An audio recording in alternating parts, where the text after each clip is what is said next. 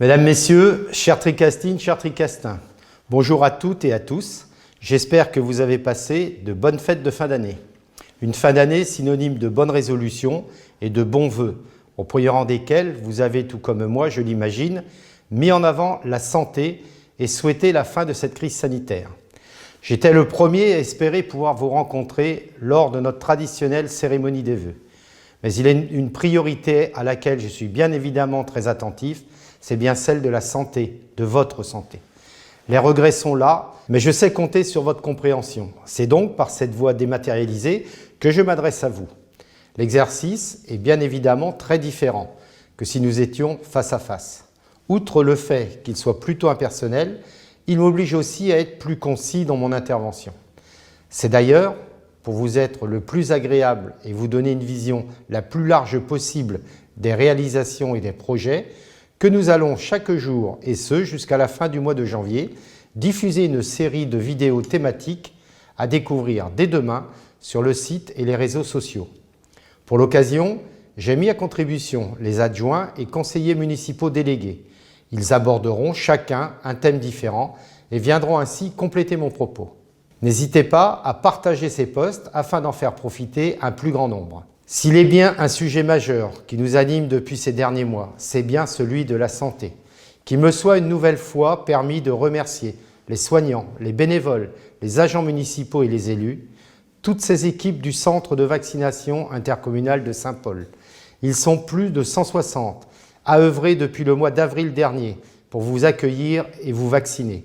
Merci à eux pour leur extraordinaire mobilisation et pour le courage dont ils font preuve au quotidien dans ce contexte exceptionnel. Il nous faut surtout rester soudés et solidaires contre les difficultés. Il nous faut faire confiance à la science et à ceux dont la santé est le métier. J'entends ici ou là des commentaires, des prises de position ou des fausses informations qui ne vont pas dans le bon sens à mon avis. Des propos qui ne font que de diviser et de monter les uns contre les autres dont je ne sais quel but. Mais certainement pas celui de l'intérêt général. Ce n'est certainement pas en nous divisant et rejetant les fautes sur l'autre que nous avancerons, bien au contraire.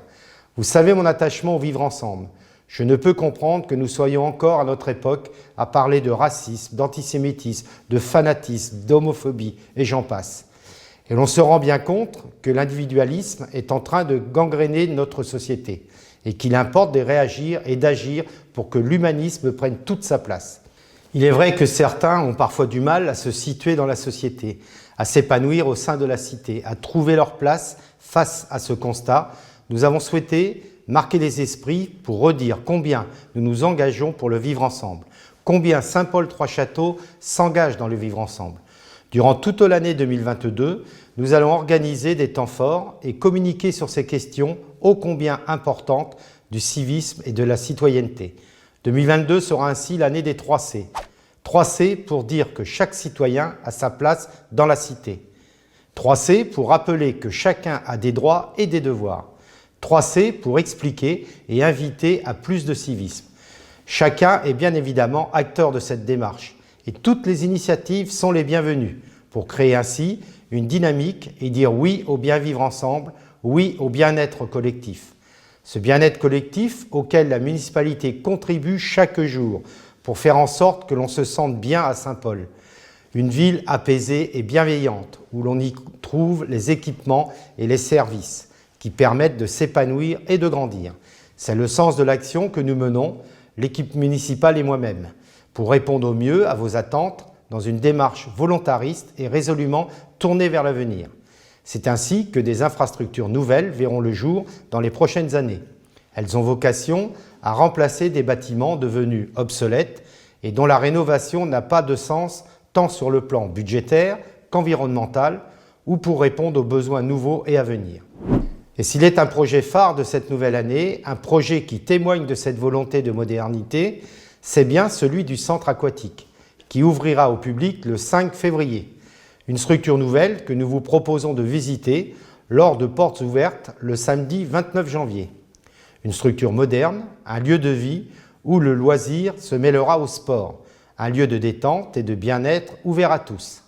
2022 sera aussi l'année où l'important projet du renouvellement urbain du Cerf-Blanc va prendre forme. C'est un projet d'envergure qui va s'étaler dans le temps. Les travaux seront en effet réalisés en plusieurs phases, dont la première consistera en la construction d'une nouvelle école maternelle et d'une nouvelle cantine. 2 chantiers qui permettront ensuite de libérer l'actuelle école du Cerf-Blanc où devraient prendre place un cinéma et plusieurs cellules commerciales. Sans oublier la construction d'un nouvel équipement polyvalent.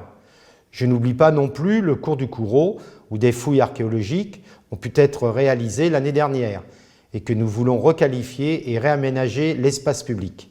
Ce chantier terminé clôturera ainsi notre programme de rénovation du tour de ville historique. Quand j'évoque les grands chantiers à venir, il m'importe aussi de mettre l'accent sur les travaux réalisés en 2021. Je pense plus particulièrement à la réhabilitation des voiries, du chemin des Fayettes ou encore de la rue du Cerf, à la création du City-Stade aux abords du centre aquatique, à la refonte de l'aire de camping-car. Je pense aussi aux travaux d'entretien de nos infrastructures pour lesquels nous mettons un accent tout particulier pour réduire nos dépenses d'énergie. Cela passe par des travaux de remplacement de l'éclairage, par l'optimisation des dispositifs de chauffage ou le renforcement de l'isolation. Cela passe aussi par le remplacement progressif de la flotte de véhicules en privilégiant les modèles électriques. Il y a aussi un chantier important à mes yeux et que nous avons mené en 2021, à savoir celui de la création de la maison France Service. Cette nouvelle structure, inscrite dans le programme national des 2000 maisons France Service, est labellisée par l'État. Ce sera un lieu important pour vous orienter et tenter de résoudre des difficultés que vous pourriez rencontrer dans vos démarches avec l'administration et toutes les structures assimilées, comme la CAF, la CPAM, la MSA. Des structures qui avaient, pour diverses raisons, quitté les petites villes comme la nôtre, et avec qui nous créons ainsi un nouveau lieu de proximité pour les usagers. Cette notion de proximité est très importante pour la municipalité qui sans cesse œuvre pour rapprocher le concitoyen de l'administration et de l'inciter à devenir acteur de sa ville. Nous poursuivrons ainsi en 2022 nos actions de démocratie de proximité, que cela soit au travers de nos comités de quartier, le Conseil des sages ou le Conseil municipal des jeunes. Au-delà, nous allons lancer la réflexion pour améliorer et faciliter les échanges entre citoyens et la mairie. Cela passera par le réaménagement du guichet unique pour faciliter votre accueil, mais aussi le renforcement de nos outils d'information et de communication par la refonte du site internet par exemple. 2022 sera aussi une année électorale, dont l'impact pour notre territoire pourrait être important, quand on sait combien la question de la production d'électricité est entrée dans les débats politiques de la future présidentielle. Nous devrions donc savoir en 2022 quel sera l'avenir de l'énergie nucléaire en France. Vous savez mon engagement personnel et celui de mes collègues de la communauté de communes pour que le Tricastin accueille 2 EPR.